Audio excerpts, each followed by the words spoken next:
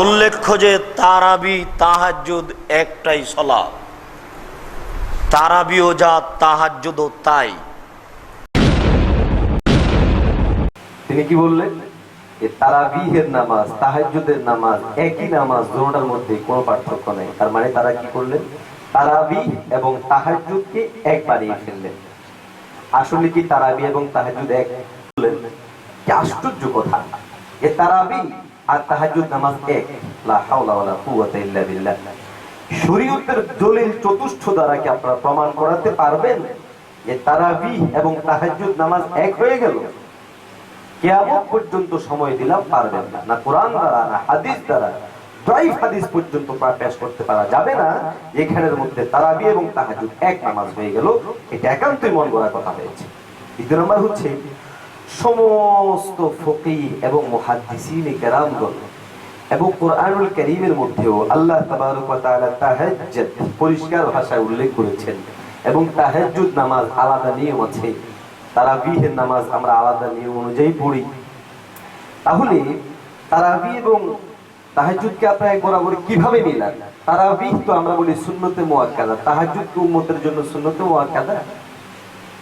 এরপরে সমস্ত মুহাদ্দিসিন এবং ফুকাহায়ে কেরামগণ তারাবি নামাজকে আলাদা উল্লেখ করেছেন, তারপরে তাহাজ্জুদের নামাজ আলাদা উল্লেখ করেছেন। আমরা কেন এটাকে মিলিয়ে নিব?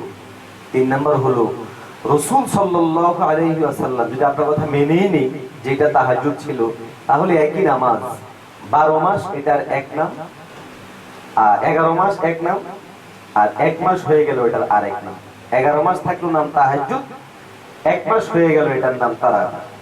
এরকম আশ্চর্য রকম ইবাদত আমরা এই পর্যন্ত শুনি নাই। শেখ আব্দুর রাজ্জাক বিন ইউসুফ সাহেব কোথায় শুনলেন যে তারাবি এবং তাহাজ্জুদ এক বরাবর, কোথায় পেলেন উনি আল্লাহই জানে। সুতরাং এই কথা তাদের সঠিক না।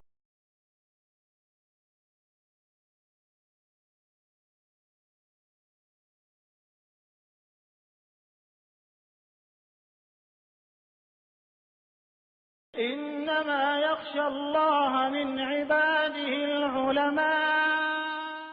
जुर्अत का नाम है देवबंद वाले, आली मकाम है देवबंद वाले। जुर्अत का नाम है देवबंद वाले, आली मकाम है देवबंद वाले। जुर्अत का नाम है देवबंद वाले, आली मकाम है देवबंद वाले। आली मकाम है देवबंद वाले। अल्लाह का दीन पूरी दुनिया में आम कर गए, अल्लाह का दीन पूरी दुनिया में आम कर गए। कुफरी ताकतों का पहिया जो दाम